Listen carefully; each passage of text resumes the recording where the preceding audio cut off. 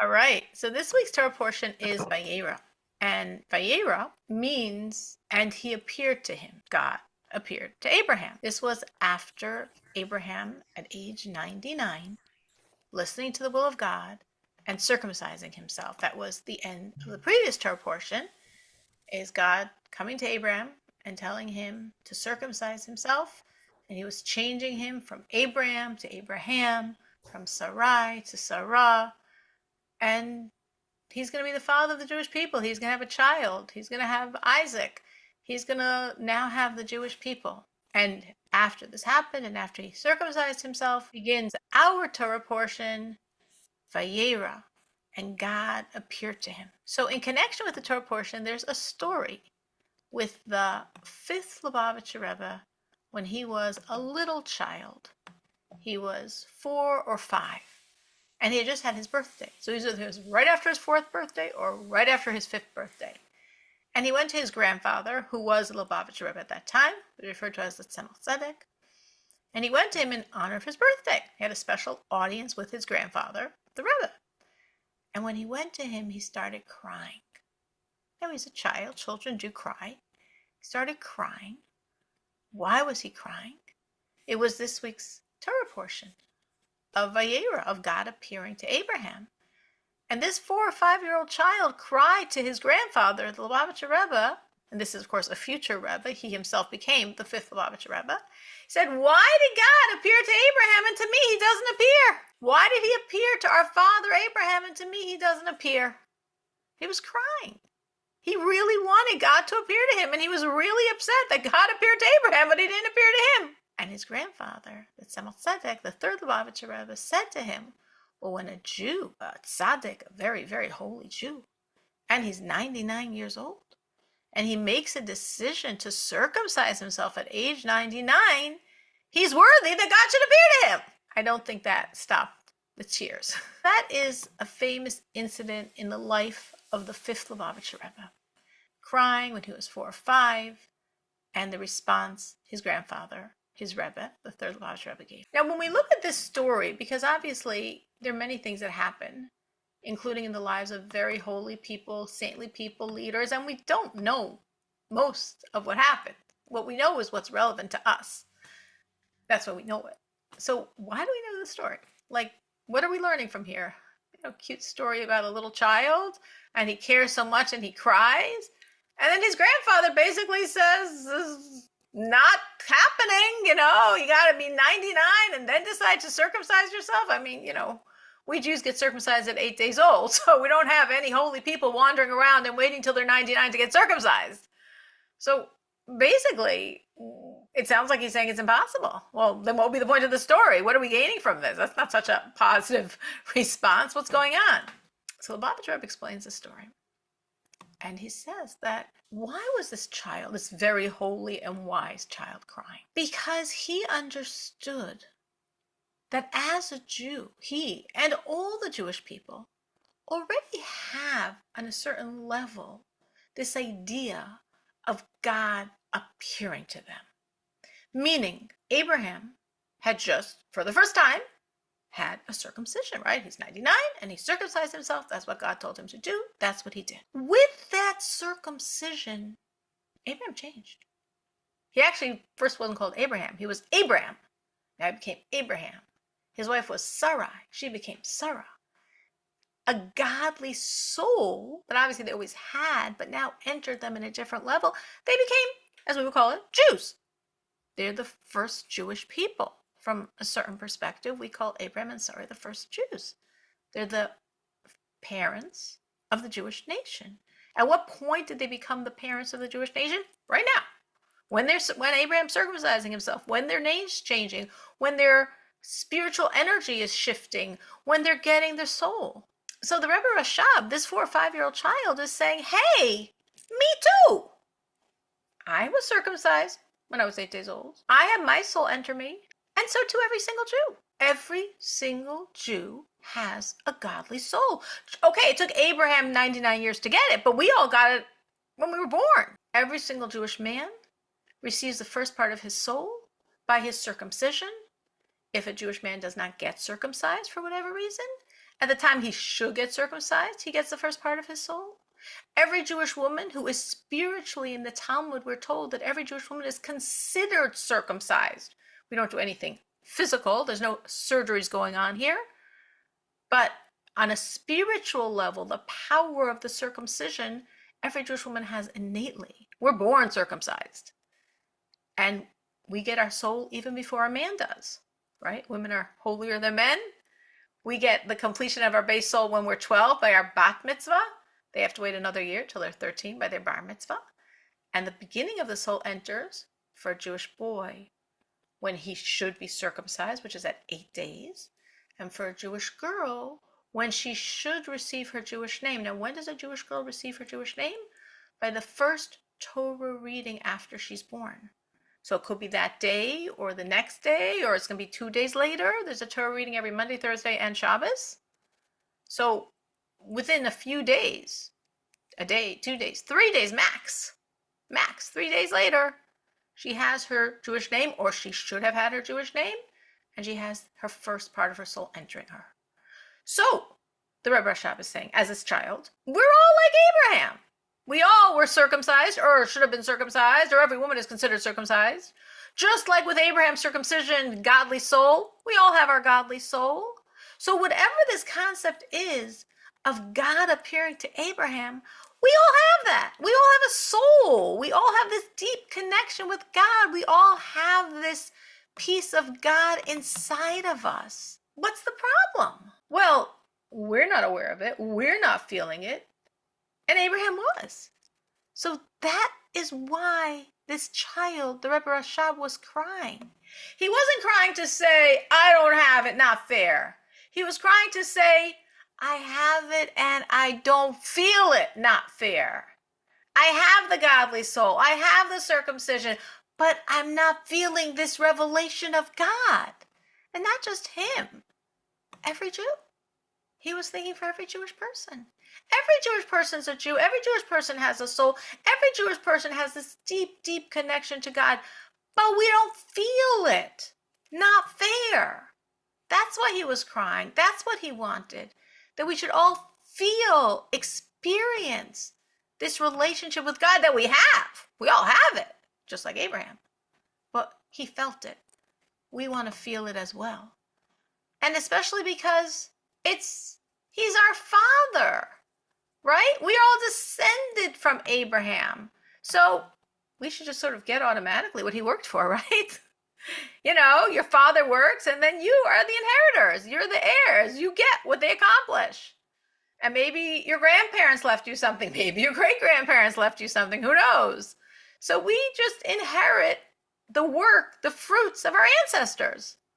So Abraham worked on himself and he felt it. He got it and he felt it. Well, we got it, but we want to feel it. So that's why he was crying. And the answer of his grandfather, his Rebbe, the third Lubavitch Rebbe, the Tzemach Tzedek, was, you're right, we need to work. Meaning by saying, well, when a Jew is 99 and he circumcises himself, he's saying, hey, he worked. It wasn't just a free gift. Obviously, everything's a gift from God, like we were just discussing.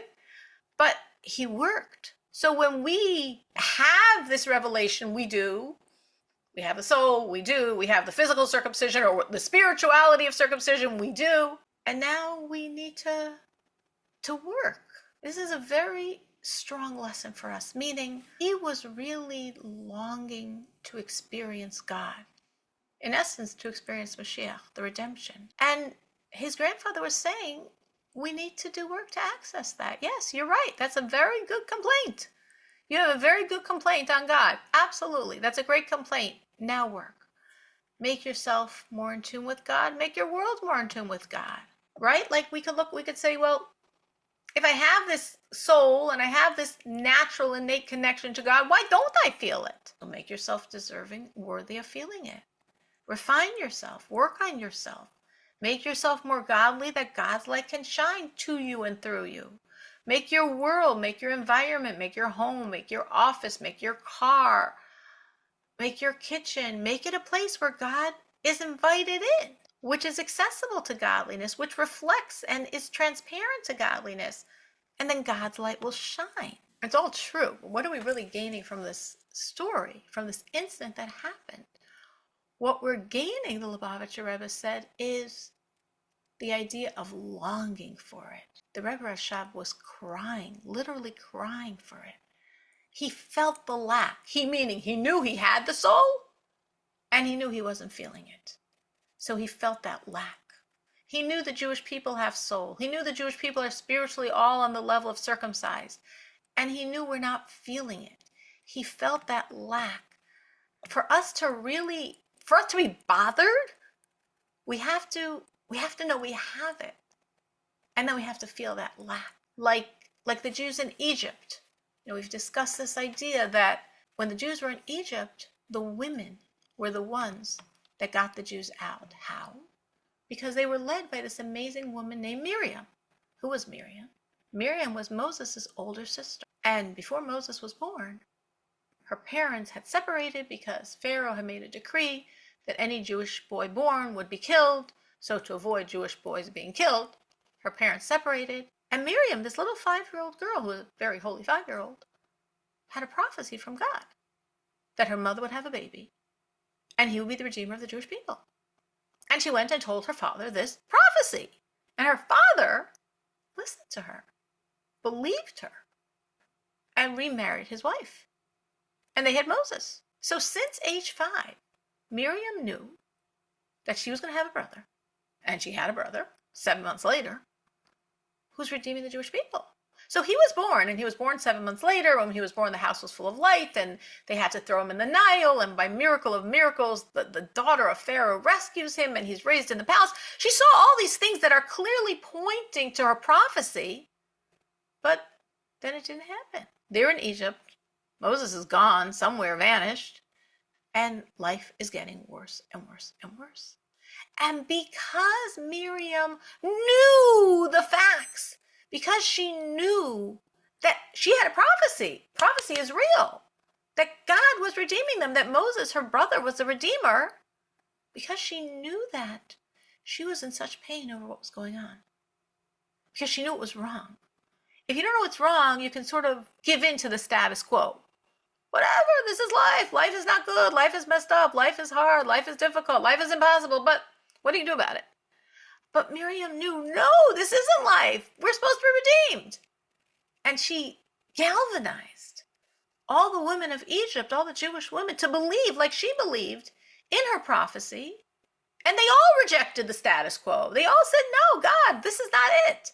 God, Moses was born. He's the Redeemer. What are we doing? Get us out of here. And that belief got them out. It's sort of like the reality we need to have.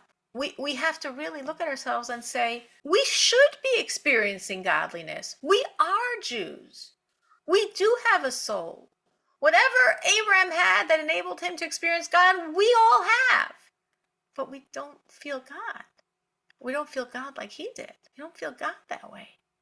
And if we recognize that it's a lack, that it's not appropriate, that we are supposed to be different, then we could also be upset about it. We could also feel like the Rebbe Rashab did, not fair. This is wrong. What's going on? I mean, in a very different way, of course. This is what I felt Thursday night. Was what happening in Amsterdam. I'm like, God, what are you doing? A pogrom in Amsterdam? Jews aren't safe? What's going on? Because my baseline assumption is that Jews should be safe. So when we're looking at the world and we're saying we should feel God, we have a soul, we're Jewish people, we should be feeling God, then we could be like, what's going on? Why aren't we feeling? This is wrong. God, what's going on? And then we're told, oh, work. Okay. Sort of like Lubavitcher Rebbe in the 90s. 1989, 90 more, 91 more, 92 even more. The Rebbe was saying again and again and again, Mashiach now. Now. The redemption here now. The spiritual energy is here. Everything is placed. We have Mashiach right now. So the more we absorb that and say like, yeah, Lubavitcher Rebbe knows what he's talking about. He said this in 1992. I think now it's 2024. So this is off. This makes no sense. We reject this. And we say to God, God, this is not the reality because Lubavitcher Rebbe told us the reality in 1992. So what's going on? So only when you know what should be can you really reject what is, complain about what is, complain to God about what is, and work to make it different. We're talking here about experiencing godliness, right? That was the original crying of the Rebbe Rashab, was, why did Abraham experience this godliness and we're not experiencing it? But of course, sometimes we do experience it. We have like a taste of it that can motivate us to work harder to taste it more. But sometimes there are things that block us from experiencing godliness. And sometimes there's things we do to cultivate and try more to be open to experiencing godliness. So anyone have thoughts in either directions on, like, maybe what are the blocks that we have in our life or in our world or in our thoughts that make it hard for us to experience godliness? Like, why, again, that was Rabbi Shab's point. Why aren't we experiencing godliness? We're Jews. We have a soul.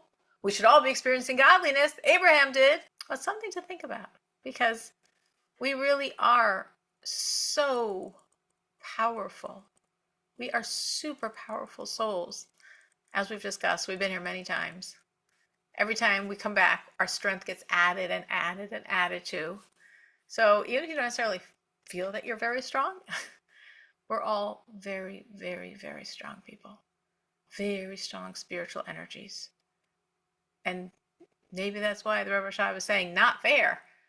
With souls as strong as ours, we definitely should be experiencing godliness. You may think yourself, like, is there something in my life that helps me experience godliness? Is there something in my life that blocks me from experiencing godliness? If I could remove some of these things, would that help? If I could add some more other things, would that help? How do I more make myself in a space where I feel godliness? It really feels good when you feel godliness. It's really worth it. Something else I want to talk about in the Torah portion, also connecting to Rachel, our matriarch, whose date of passing, her yahrzeit, the anniversary of her passing, is tonight. Right? We have the patriarchs and matriarchs, Abram, Isaac, Jacob, Sarah, Rebecca, Rachel, and Leah. So Rachel, she passed away on the 11th of Cheshvan, which is tonight. So I want to share something connected with the Torah portion, but also I sort of, in my head, made a connection to Rachel, whose energy is shining tonight.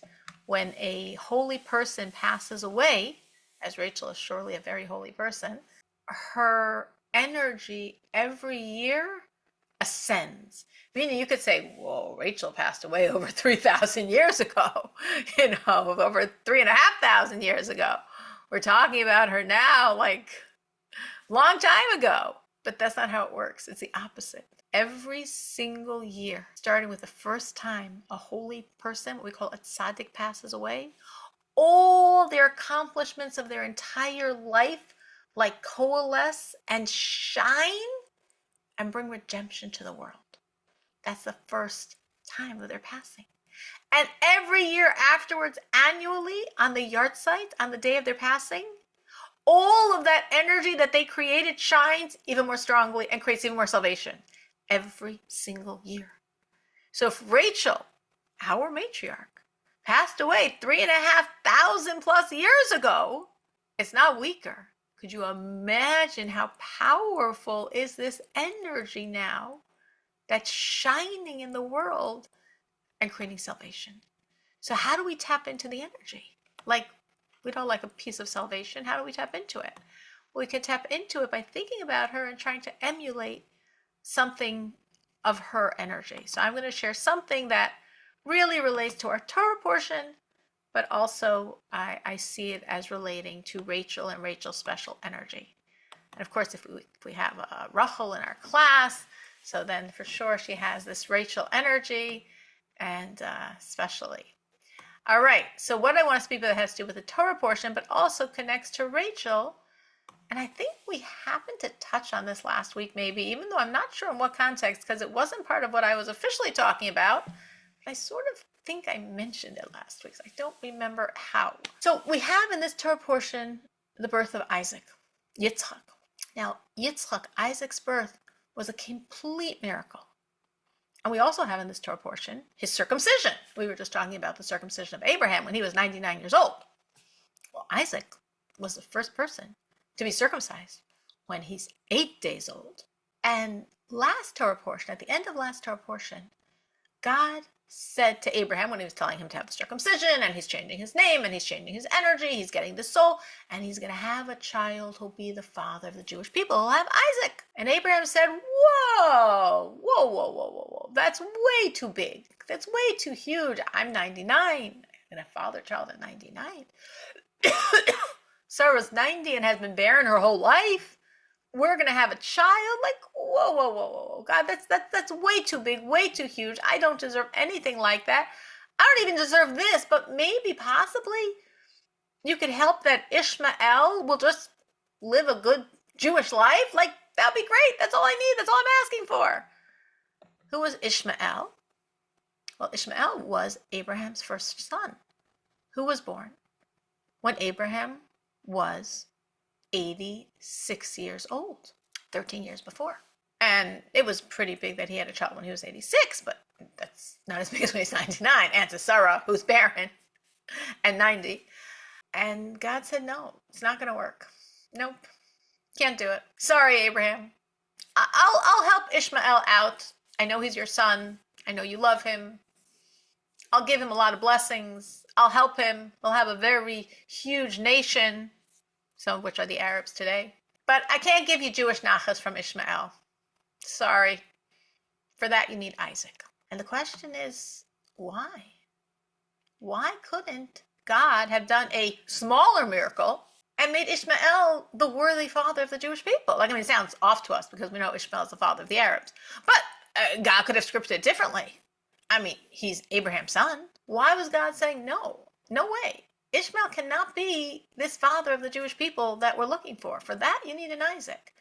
And it's like, I mean, obviously Ishmael had a great father, Abraham, and his mother was a very pious woman also.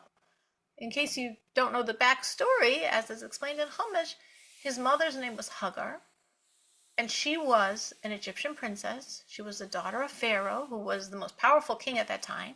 And when she saw, and when her father saw the godliness of Abraham and Sarah, she, with her father's also think it was a great idea, left the palace, stopped being a princess, and became a maidservant.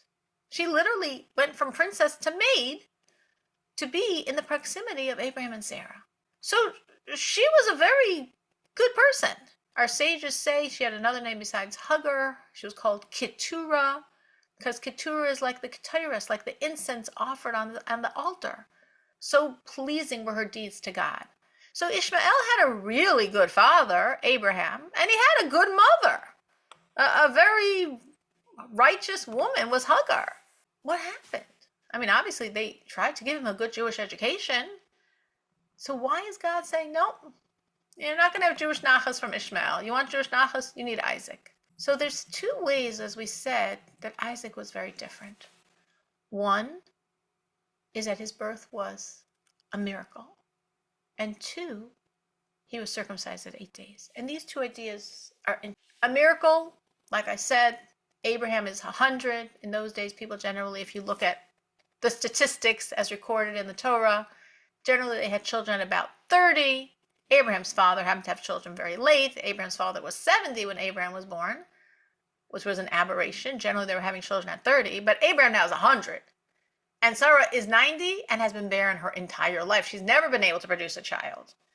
So for Abraham who's 100 and Sarah who's 90 and barren, and the two of them to produce a child is completely defying nature. The birth of Isaac defied nature. And that continues in all of his descendants and all of us, because we only exist because he did. And we only exist because of miracles. We defy nature, and that's how we survive. I mean, again, you don't have to be big believers to realize this. It's very obvious if you just look at the reality of the Jewish people, right?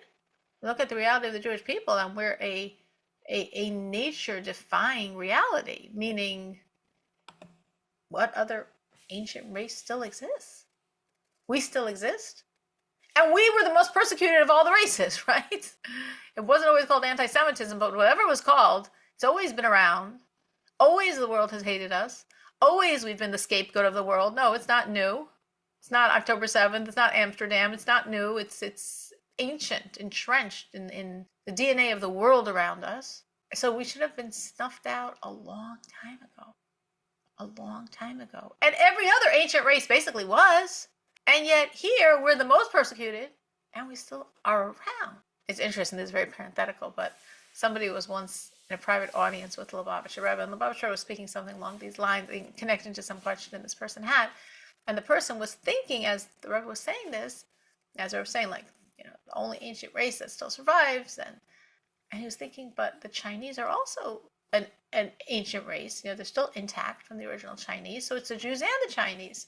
So as the person was thinking this, the Rebbe, like picking up his brainwaves, said, and the only other ancient race that still has survived till modern times is the Chinese, but the Chinese today are completely different than their ancestors because once Confucius came on the scene, he completely changed their whole philosophy. So in their headspace, they're like a different people. But the Jewish people, we still, in our headspace, are still loyal to the same Torah. We still have the same values going all the way back to the most ancient times.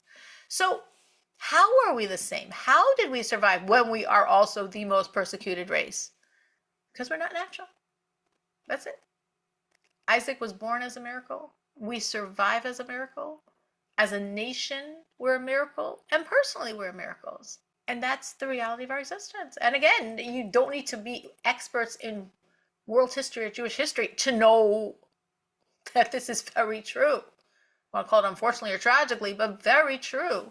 That our nation should have been wiped out time after time after time, and we survive and we thrive. Time after time after time. And this flows into this other point that we said about Isaac, that he was circumcised when he was 8 days old, when he was an infant. He wasn't asked. He couldn't have answered. Completely irrational, so to speak, service. Doesn't know what he's doing. Is just, this is what happens. This is what God wants, and this is what happens. And that's unique to the Jew. Meaning, if we want to compare it to Ishmael at the end of last week's Torah portion, was asked to circumcise himself. He was 13 years old.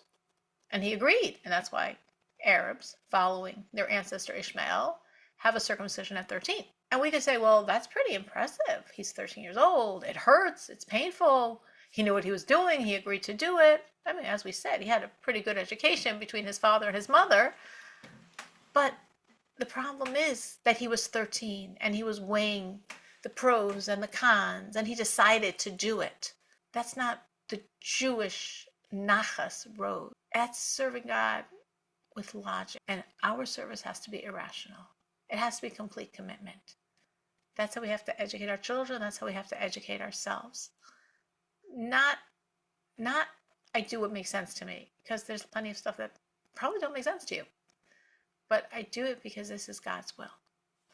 And I wanted to connect this to the idea of Rachel. So that was a Torah portion. Remember, I said that tonight is the matriarch Rachel, Rachel Imenu's yahrzeit. And 3,500+ years ago, she passed away. And every year, her energy is stronger and creating more salvation. And how do we tap into that salvation? By deliberately going in her ways. So this concept from the Parsha, to me, resonated the idea of Rachel, because this is what Rachel embodied.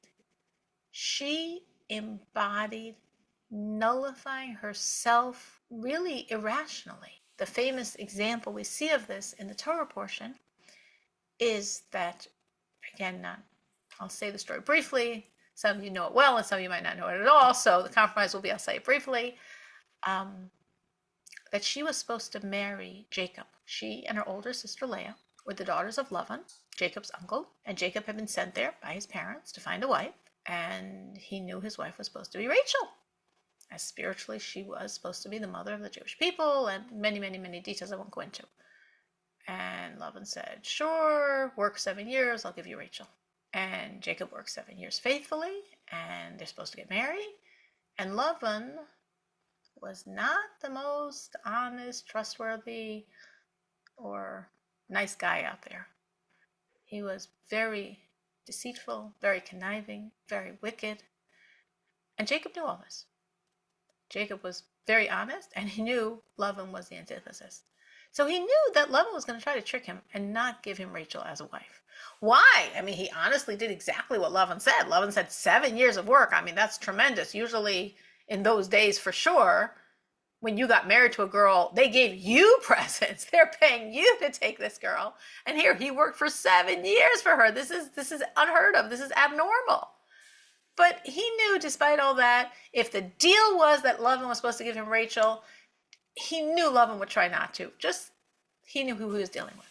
And he was right. So he thought, how am I going to get around this? So he made up signs with Rachel. There's different interpretations in the sages what the signs were. It's different words he told her, different codes, just between the two of them, that she would tell him as they were getting married under the chuppah. And if he heard these signs, he knew it would be Rachel. And if Lavan would try to switch it with another girl, as he was pretty sure Lavan might very well try to do, well, she wouldn't know the signs, so the ploy wouldn't work. Okay, it's a good idea. It's fine. It's perfect. Everything's going to be great. Everything's going to be wonderful. And then on the day of her wedding, Rachel sees that she's not being prepared to get married. They're not, getting her all dressed up. She's not getting the gown. She's not getting the makeup. They're doing it all to Leah. They're not going to let her go out. They're going to lock her up in a room somewhere. She's not going to get married to Jacob. She's waited for Jacob for 7 years. She desperately wants to marry Jacob. She understands who he is. She understands his holiness. She understands his continuation of the Jewish people. This is a man she wants to marry. And she knew, but she has the signs. This is what Jacob was smart. Jacob knew what her father would do. Maybe he didn't know it was going to be Leah. Maybe she would just pick some girl off the street. Jacob had her father all figured out, and Jacob had protected them because she had the signs. And then she decides to give her sister the signs. If I had been in the room with her, we were best friends, and she was telling me this, I would say, Rachel, you're crazy. Nobody's asking you to do it. Leah didn't come and ask you for the signs. She doesn't even know about them. You for sure don't have to do it for your father's sake. You want to marry Jacob. You love Jacob. He loves you. You're going to build the Jewish people together. You're going to give it all up? And of course, she had no concept that, well, then her father would offer her a second time around. And even if she was thinking that, why in the world would Jacob agree? She's part of the trick. She's joined the other side. She's cheating him. He had this whole thing protecting him and her, and she's giving it over to the enemy. She's insane. A godly insanity, higher than reason. And again, I would have said, don't. This is the man you love. This is the man you want to marry. This is the man that wants to marry you. You waited 7 years for him. You're going to build the Jewish people together. We shouldn't have such choices. We shouldn't have such conflicts. But she said, it makes no sense. But I can't let my sister be embarrassed. I'm giving her the sign. And this enormous power we all have inside of us. We all come from Rachel. She's a matriarch of the Jewish people. So we all have this ability, which is really this irrational relationship with God, this irrational ability to nullify ourselves, to nullify what we want when it makes no sense, but we just do what needs to be done. And that's it. We just do what needs to be done. There's no other way to put it. She just did what had to be done. And, if you think about it, it's like, whoa, that's insane. It is. It's a godly insanity. It's what we mean by being not rational, not logical, not making pragmatic considerations, not the Ishmael approach, which he did agree to be circumcised because he thought it out and it made sense. What she was doing made no sense. But this is a very Jewish power we have inside of us to nullify ourselves to God where it makes no sense. So especially now, on the night of her yahrzeit, tonight and tomorrow, her yahrzeit, it's a really good time to think about this and to really look inside yourself. This is the night, and we are told, I'll put it one more time, that the anniversary of the passing of a tzaddik, of a godly person, all the good they did their entire lifetime is shining in this world and creates salvation, and every year it gets stronger. So this has been shining for 3,500 years. So imagine the intensity of the fire of her good. And as we connect to that, we can allow that fire to embrace us and to create those salvations in our life. So I'm bringing out this very classical example of Rachel's fire, of Rachel's beauty, this complete putting herself on the side for someone else. And when we put ourselves on the side for someone else, or put ourselves on the side for God, or don't do what makes sense, what she was doing didn't make much sense. Don't do what makes sense, but do what God wants. Just as we're talking about Isaac, that he could create the Jewish nachas, he could be the father of the Jewish people, and Ishmael couldn't, because Isaac wasn't natural. Ishmael was natural. To survive, the Jewish people have to be not natural. Isaac wasn't rational. You don't know what you're doing at 8 days to say, yes, I think this is a great idea. Ishmael was rational. Jewish people can't be rational. We have to serve God higher than that. And Rachel here is this beautiful embodiment of just putting herself on the side, doing something that makes no sense. You cannot logically defend it, but is the will of God. So something to think about, something to tap into ourselves and see, how can I explore this in myself? Where do I find this in myself? Putting myself on the side for someone else, for God, not doing my will, but doing God's will, and to tap into all this tremendous energy that tonight and tomorrow will be shining and create salvations. We should all experience, we've experienced salvation, and we should continue to experience more and more and more salvations personally, for the land of Israel, for the Jewish people.